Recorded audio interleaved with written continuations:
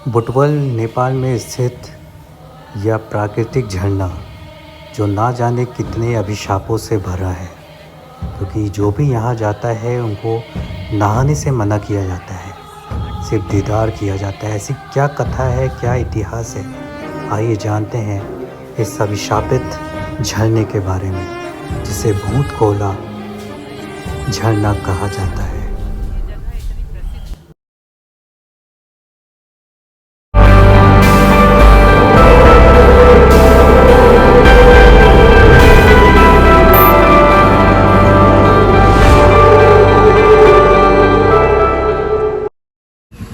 सिद्ध बाबा जी डैम से जैसे ही हम लोग आगे बढ़े हैं, तकरीबन 3 किलोमीटर के डिस्टेंस पे हमें मिलता है ये भूत खोला झरना। और जहाँ पे हम खड़े हैं इसको भूत खोला पुल भी बोलते हैं, और ब्रिज इसलिए बोलते हैं कि भूत खोला का जो झरना है ऊपर से गिरते हुए इसी ब्रिज के नीचे से आता है। तो फिलहाल अभी समय बंद है, हम लोग रिटर्न टाइम पे यहाँ पर विज़िट करने की कोशिश करेंगे।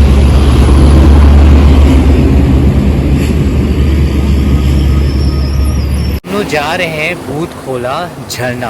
दूर से ही आपको दिख रहा होगा, पहाड़ियों के वादियों में वो सीढ़ियाँ जिगजैग करते हुए आती हैं। आइए चलते हैं और बने रहें हमारे साथ। ये ब्रिज अब क्रॉस करने वाले हैं। झरना के बीच में देखिए ये ब्रिज और बना है इधर साइड। अब हमारी एंट्री होती है यहाँ सिद्ध सरोवर भूत खोला झरना। और बाइक पार्किंग।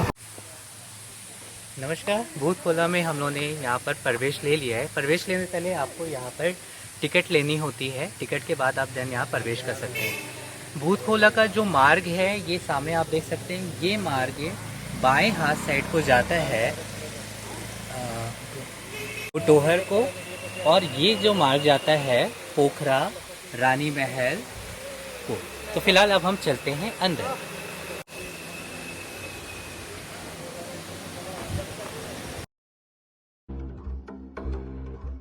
भूत खोला में जैसे ही आप एंट्री लेते हैं आपके बाएं हाथ पर मिलता है स्नान करने का स्थल।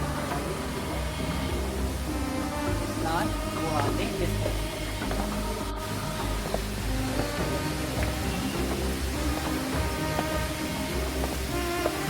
यहाँ पर पानी एक झरना के तौर पे जाता है और इस एरिया पे लोग स्नान करते हैं।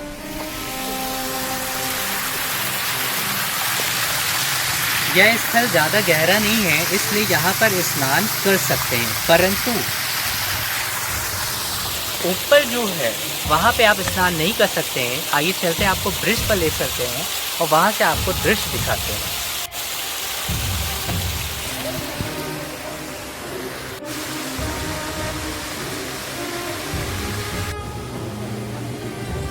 स्नान स्थल के जैसे आप ऊपर आते हैं तो सामने की ओर को आपको एक सीढ़ी दिखती है जो कि ये जाती है ब्रिज को, जो जहाँ पर आपको झरने का दर्शन हो सकता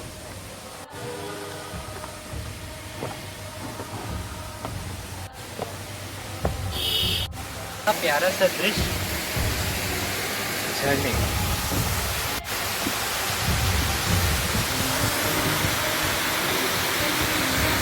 यह झरना देखने में तो एक समान सा झरना लगता है, परंतु जहाँ पर पानी का कलेक्शन हो रहा है, इस कलेक्शन को कहते हैं ये 60 फीट गहरा है, इसलिए यहाँ पर नहाने को पूर्णतः वर्जित कर दिया गया है। यहाँ पर कोई भी नहीं नहा सकता है।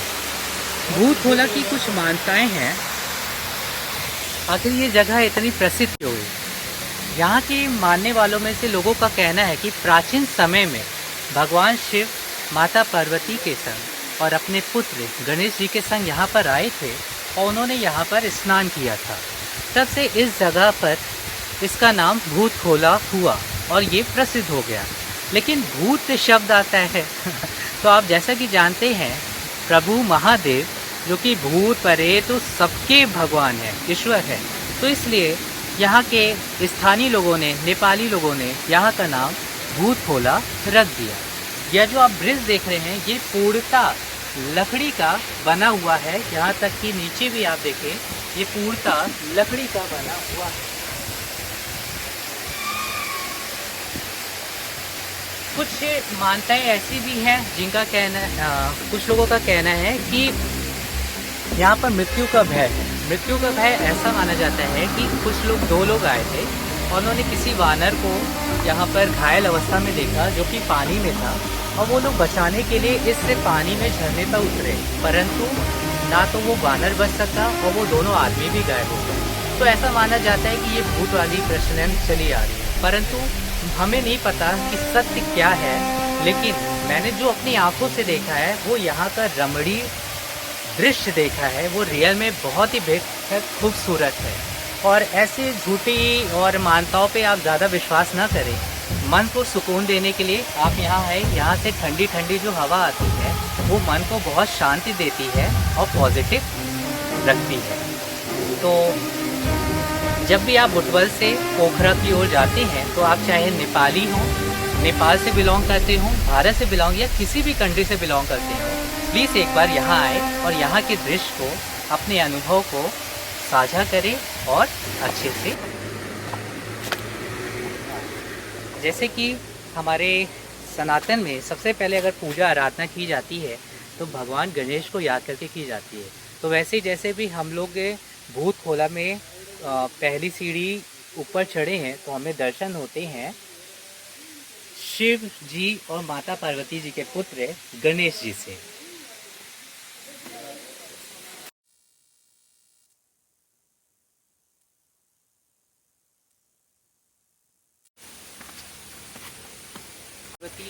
माता पार्वती का यही स्थान है, लेकिन पेड़ों के झंकार की वजह से माता पार्वती अभी फिलहाल दिख नहीं रही है। तो चलिए आगे देखते हैं क्या है।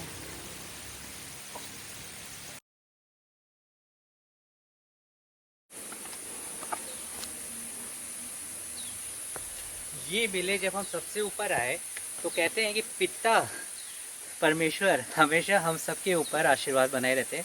तो ये रहे हमारे देवों के देव महादेव जी, जो कि प्राचीन समय में आए थे अपने परिवार के संग माता पार्वती और पुत्र गणेश के साथ यहाँ स्नान करने के लिए, तो भूत खोला में। तो भूत खोला के लिए बस इतना ही। आप सबसे विदा, नमस्कार।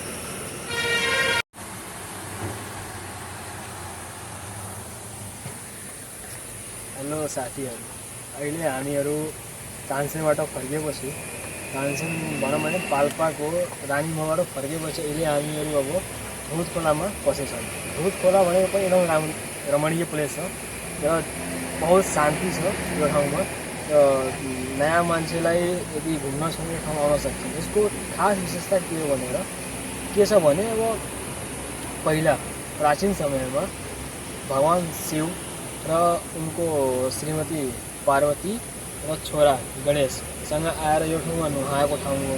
अनि त्यसको साथसाथै त्यसपछि यस ठाउँमा 2 जना सिकारी आएका थिए। सिकारी आएपछि माथि गएर त्यो माथि गएपछि एउटा बाँदरलाई उनीहरूले घाइते गरिदिएछन्। घाइते गरेपछि त्यो मानिस, त्यो बाँदर आएर त्यहाँ तल जुन ठाउँमा, जुन खोलामा भगवान शिव आफ्नो परिवारसँग हुनुभएको थियो त्यही खोलामा त्यो पस्यो, त्यही त्यो परेको थियो। अनि त्यसपछि 3टा मान्छेहरू के त्यसको दुःखहरूलाई बुझेर अनि अब उनीहरू भन लाग्यो, उनीहरू आएर उनीहरू भने त्यो बाधा त्यहाँ निकाल्न पर्यो। त्यसपछि उनीहरू यहाँ आएपछि 2 जना मान्छेहरू त्यसमा पसे निकाल्नलाई, अनि 1 जना बाहिर नै बसे। भित्र पसेको मान्छे अनि बाँदर 2 जना त्यहाँबाट गायब भइसक्यो। अनि धेरै बेर पर्खेपछि त्यहाँबाट कोही पनि आएन भने त्यो तेस्रो मान्छे थियो त्यो घर गयो, आफ्नो ठाउँमा गयो। त्यहाँ गएर त्यसले हल्ला गर्यो कि त्यो ठाउँमा भगवान शङ्करजी आफ्नो परिवारसँग नुहाएको ठाउँ पनि हो र त्यो ठाउँ यति बेला भूतले पनि त्यहाँ ग्रसित छ, त्यही भएर यसलाई भूत खोला भनिन्छ। श्री सिद्ध बाबा धाम में बुटवल में हम लोग आ गए हैं। तो ऊपर वो केबल कार चलती नज़र आ रही है। तो अगर आप भी केबल कार से बुटवल का नज़ारा देखना चाहते हैं तो यहाँ से आप बुक करके जा सकते हैं।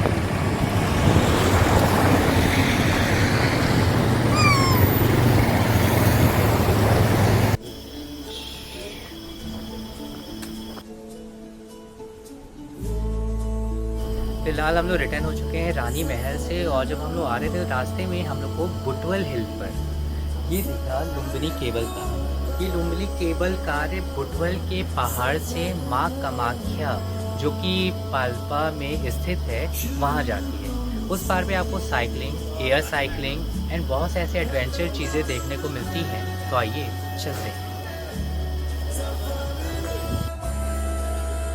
इस समय हम लोग लुम्बिनी केबल कार में हैं, और यहाँ पर अगर आप माँ कामाख्या देवी का दर्शन करना चाहते हैं जो कि पाल्पा में स्थित है, और अगर आप अपने व्हीकल से जाते हैं, स्कूटी या बस वगैरह से जाते हैं, तो 14 किलोमीटर की दूरी आपको तय करने में आधे घंटे से ज़्यादा का समय लग जाता है।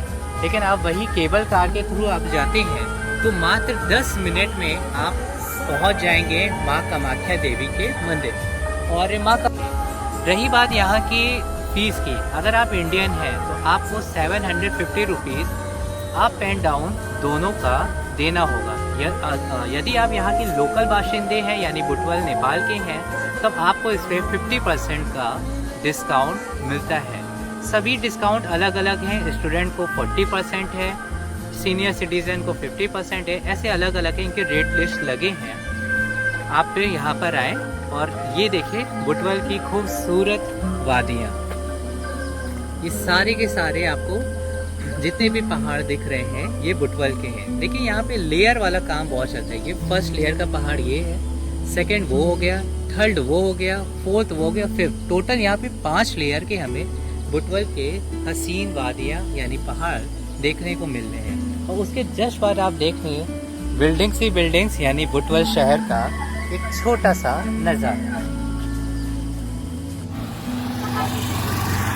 शाम के समय हो रहे 6:51। 2 दिन से हम आपको दिखा रहे हैं कि नेपाल में हैं शाम के 7, 7:30 हो जाते हैं, लेकिन रोशनी वैसे की वैसी रहती है। तो इसी समय को हम लोग के फ़ायदा उठाते हुए आज हम लोग जा रहे हैं नुवाकोट। नुवाकोट एक ऐसा पहाड़ी है जो कि ये पूरा का पूरा हमें इस शहर को दर्शाता है। और हम लोग थोड़ा सा इंतज़ार करेंगे रात होने का। कहते हैं कि यहाँ रात होने के बाद नीचे का शहर ऐसा लगता है कि जैसे तारे ज़मीन पे आ जाते हैं और टिमटिमाने लगते हैं। तो आइए चलते हैं।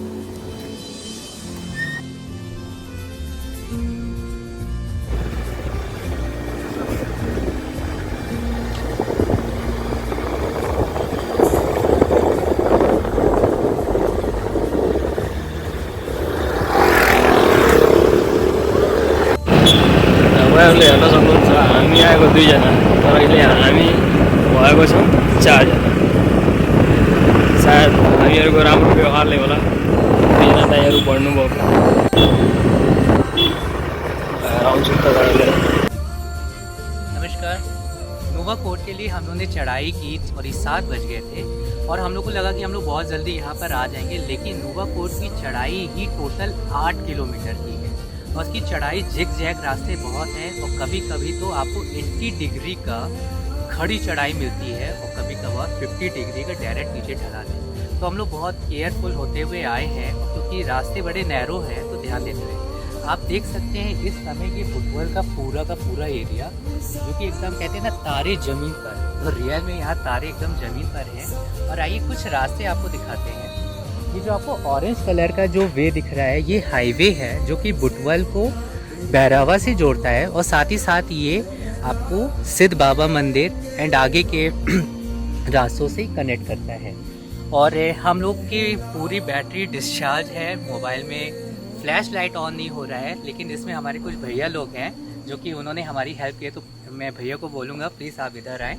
ये भैया आप अपना नाम बताएं। मेरा नाम सरोज विशाल। आप यहाँ क्या करते हैं और कब से हैं? मैं स्टडी के लिए आया हूँ, टोटल पे 10 वर्ष हो गया यहाँ। ओके। भैया का कहना है कि ये 10 साल से यहाँ पर है और स्टडी के लिए आए हैं। तो भैया क्या आप तैयारी कर रहे हैं प्रिपरेशन? मेरो प्रिपरेसन बिजनेसमा चाहिँ ब्याचलर्स कम्प्लिट भएर मास्टरको लागि तयारी गर्दैछ। ओके। और हमारे एक सेकंड भैया हैं, प्लीज़ आप भी आएँ, जिन्होंने हमारी हेल्प की है। नमस्ते, मेरो नाम चाहिँ कमल आचार्य। हिन्दी चाहिँ अलि स्लो बोल्छु है। अनि म चाहिँ यहाँ 8 वर्ष जति भयो म पनि, अनि स्टडी नै गरिरहेको छु। अब चाहिँ फोरेनको लागि चाहिँ ट्राई गरिरहेको छु एक्स्ट्रा उसको लागि।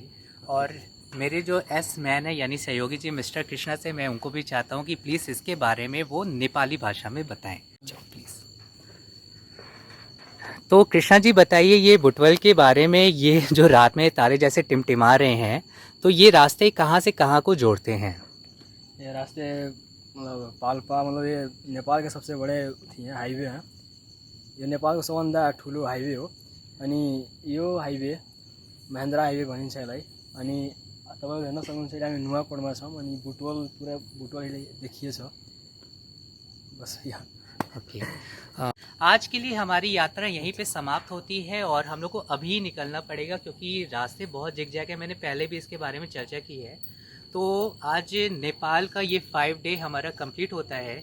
कल मॉर्निंग में 6 डे स्टार्ट होगा और कल हमारी लुम्बिनी है और बुटवल के कुछ भी आजू बाजू आसपास के कुछ एरिया हैं उनको भी कवर करेंगे। तो फ़िलहाल आज हमारी सुबह से 5 बजे से हम लोग निकले हैं और इस समय शाम के 8 बज रहे हैं। तो अब शरीर जवाब दे दिया है स्कूटी चलाते होते और पहाड़ों को एकदम ध्यान में रखते हुए। तो चलिए, गोस्कॉक इंडिया में आज के लिए इतना ही। हमें विदा करें, आशीर्वाद दें, अपना प्यार बनाए रखें। ये देखिए,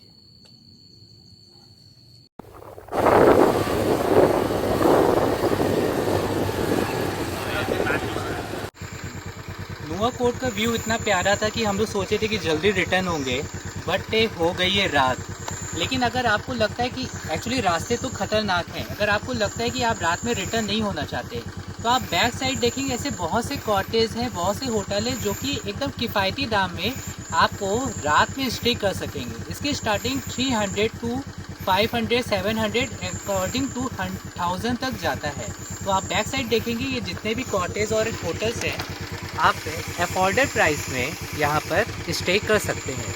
और मैं तो कहूँगा आप रिस्क ना लें, रात में स्टे कर लें यहाँ पर, देन अर्ली मॉर्निंग सनराइज़ देखें और फिर बुटवल के लिए रिटर्न हो।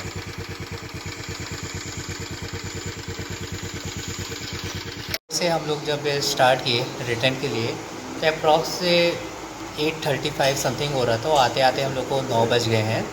और फिर उसे जब हमें हमारे भाई लोग मिले जिन्होंने हमारी हेल्प की थी भाई फ्लैश लाइट के लिए। अगर आज फ्लैश लाइट नहीं मिलती यानी रोशनी नहीं मिलती तो हमारी ये वीडियो तो इनकम्प्लीट हो जाती। तो उसी के लिए चलती थोड़ा सा हम लोग का ठंडा वाला माहौल होने वाले। और ये हमारे मिस्टर आचार्य जी हैं। हम लोग की मेरी एक्चुअली ये प्रॉब्लम क्या है कि मैं अपना सौभाग्य मानता हूँ कि मैं किसी की जान मार के नहीं खाता। मैं शुद्ध वेजिटेरियन हूँ और मेरे ही सेम मेंटलिटी के मिल गए मिस्टर आचार्य जी जो कि वो भी प्योर वेजिटेरियन से। तो चलिए हम लोग एंजॉय करते हैं आज की ठंडे। चीयर्स। भैया हमें ये बताएं कि नेपाल का ट्रेडिशन वियर क्या है? ये होता है, आप देख सकते हैं कि दौरा सलवार इसमें थोड़ा प्लीज़ मुझे डिस्क्राइब करेंगे वियर में।